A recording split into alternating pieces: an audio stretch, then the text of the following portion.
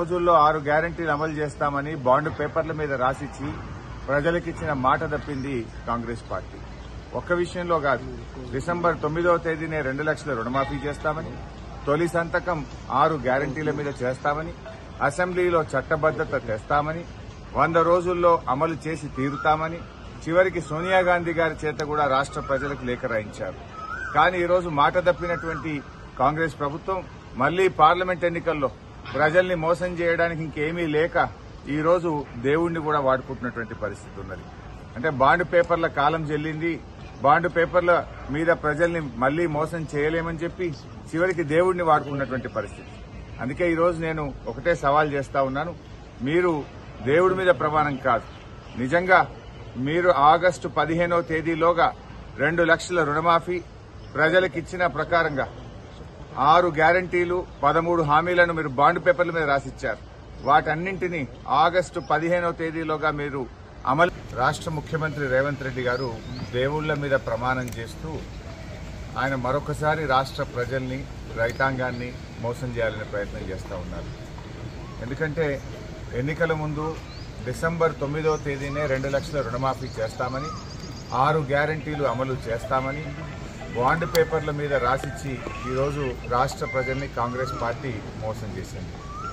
మోసం చేసింది చాలక మరొకసారి పార్లమెంట్ ఎన్నికల్లో కూడా ప్రజల్ని మోసం చేయాలని ప్రయత్నం చేస్తూ ఉంది. ఎందుకంటే ఈరోజు రాష్ట్రంలో ప్రజలు కాంగ్రెస్ పార్టీ మీద, ఆ ప్రభుత్వం మీద నమ్మకాన్ని కోల్పోయారు.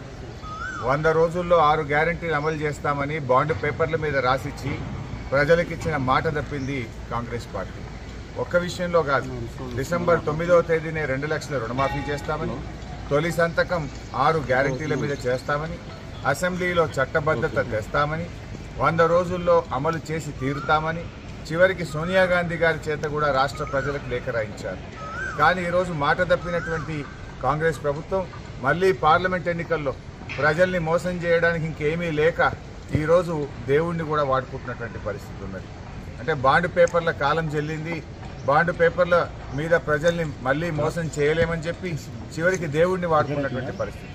అందుకే ఈరోజు నేను ఒకటే సవాల్ చేస్తా ఉన్నాను, మీరు దేవుడి మీద ప్రమాణం కాదు, నిజంగా మీరు ఆగస్టు 15వ తేదీలోగా 2 లక్షల రుణమాఫీ ప్రజలకిచ్చిన ప్రకారంగా 6 గ్యారంటీలు 13 హామీలను మీరు బాండ్ పేపర్ల మీద రాసిచ్చారు.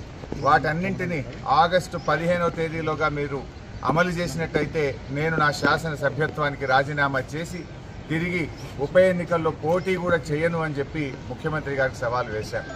ముఖ్యమంత్రి గారు కూడా గన్ పార్కుకు వచ్చి మేధావుల సమక్షంలో తన రాజీనామా పత్రాన్ని కూడా మేధావులకు అందించాలని చెప్పి నేను డిమాండ్ చేశాను. ఆయనే ముందు నన్ను అడిగాడు, హరీష్ నీ రాజీనామా పత్రం జేబులో పెట్టుకోమని. నేను నా రాజీనామా పత్రం తీసుకొని ఈరోజు గన్ పార్క్ దగ్గరికి బయలుదేరుతా ఉన్నాను, మీరు రండి, మీ రాజీనామా పత్రం పెట్టండి, నా రాజీనామా పత్రం మేధావుల చేతిలో పెడదాం. ఒకవేళ మీరు అమలు చేసినట్టయితే నా రాజీనామా పత్రాన్ని స్పీకర్ గారికి పంపిస్తాను, మీరు అమలు చేయలేకపోతే మీ రాజీనామా పత్రాన్ని గవర్నర్ గారికి పంపించండి.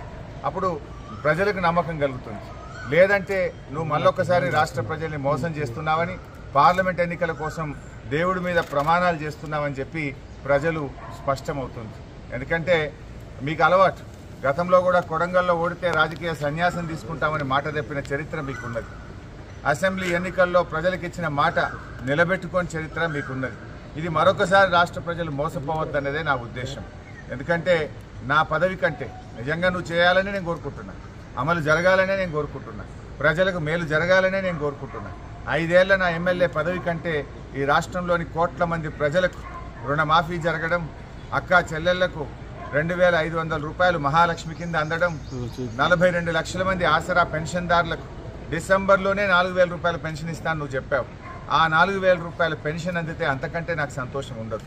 ఎమ్మెల్యే పదవి కంటే కూడా రాష్ట్ర ప్రజలకు మేలు జరగడంలోనే నాకు ఆనందం ఉంది, నాకు సంతోషం ఉంది.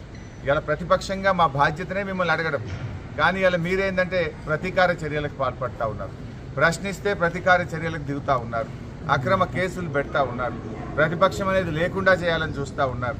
ఇలా రాష్ట్ర ప్రజలు మిమ్మల్ని అమలు చేయమని అధికార బాధ్యత మీకు ఇచ్చారు, మీరు అమలు చేయకపోతే ప్రశ్నించమని ప్రతిపక్ష బాధ్యత మాకిచ్చారు. ఇలా ప్రధాన ప్రతిపక్షంగా మీరు ఇచ్చిన మాట అమలు చేయాలని మిమ్మల్ని ప్రశ్నించడమే మా బాధ్యత. మేము ఒకవేళ ప్రశ్నించకపోతే రాష్ట్ర ప్రజలు మాకిచ్చిన బాధ్యతను మేము నిర్వర్తించని వాళ్ళం అవుతాం, మేము ఫెయిల్ అయిన వాళ్ళం అవుతాం. అందుకే ఇవాళ రాష్ట్ర ప్రజల కోసం, రాష్ట్రంలో మరి బడుగు బలహీన వర్గాల కోసం, పేదల కోసం, మహిళల కోసం, రైతుల కోసం నేను రాజీనామాకు సిద్ధపడ్డా.